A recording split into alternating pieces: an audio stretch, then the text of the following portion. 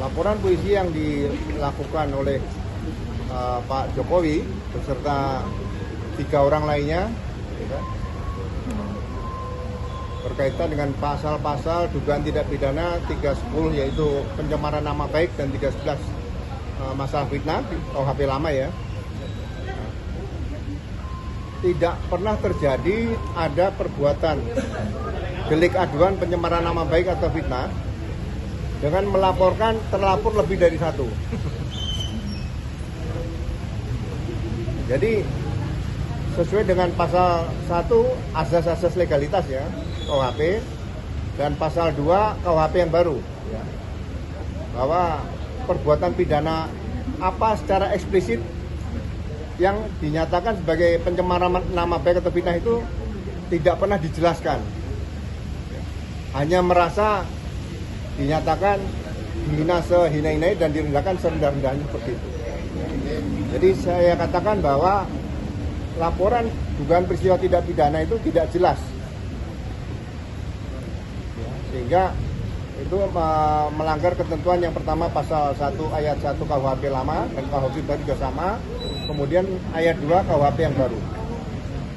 Kemudian kalau dilakukan secara bersama-sama, ya, itu juga tidak ada secara eksplisit penyebutan klaster di KUHP baru atau lama. Yang ada adalah pasal 55 dan 56 KUHP. Ya, jadi bahasa-bahasa hukum seperti ini diharapkan tidak dijadikan sebagai model baru yang justru nanti akan merusak bagaimana penyidikan di tahun Indonesia Emas tahun 2045. Itu yang saya sampaikan seperti itu. Yang ketiga, tidak bisa disebutkan perbuatan-perbuatan itu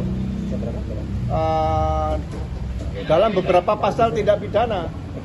Ini pun juga menyalahi pasal 63 buku ke-1 KUHP. Ya. Jadi kalau ada tidak pidana khusus dan ada tidak pidana umum, yang digunakan adalah tidak pidana khusus. Ya. Sebagai contoh misalnya tidak pidana korupsi. Seorang pejabat negara tidak lagi dikatakan penggelapan dalam jabatannya sebagai pemegang keuangan. Ya undang-undang korupsi itu, undang-undang pidana khusus itu yang diterapkan seperti itu. Hal-hal seperti ini saya sampaikan ke depan.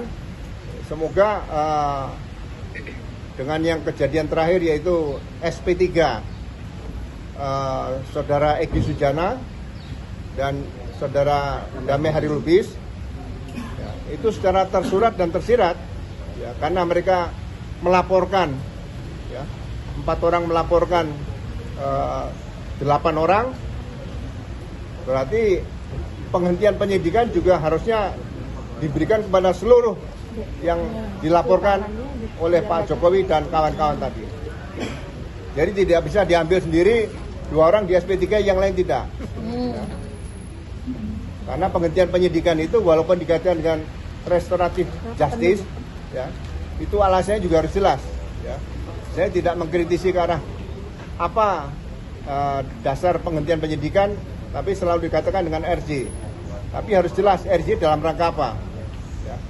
Jadi karena kebetulan yang dihentikan 2 tersangka itu statusnya tidak meninggal dunia, ya kan? Kalau meninggal dunia lain ya, tapi kan tidak meninggal dunia, berarti yang masih hidup yang lain juga harus dihentikan. Ya. Dengan nomor yang sama itu. Ya, dengan nomor SP3 yang sama. Itu saja yang saya sampaikan. Sekali lagi terima kasih. Ya. Oke. Dalam peraturan pidana yang diatur dalam undang-undang pidana itu harus secara eksplisit disebutkan. Tadi saya katakan. Contoh dalam kasus penganiayaan saja. Itu ada berapa pasal? 8 pasal. Mulai dari penganiayaan ringan dan sebagainya. Kemudian berkaitan dengan perlindungan terhadap wanita. Ya kan? Itu kurang lebih ada 16 pasal. Ya.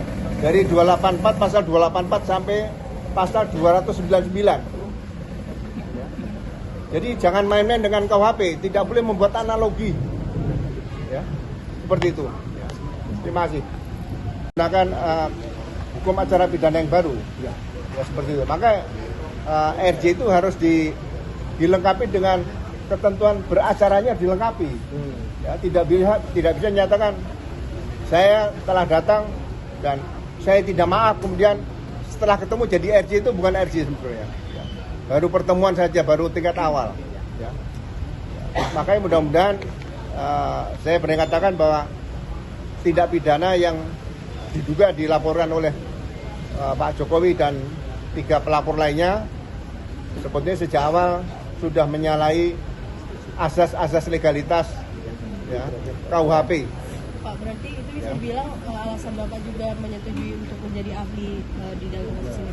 Iya, kita kan harus memberikan koreksi terus kepada penegakan hukum selama kita masih bisa memberikan.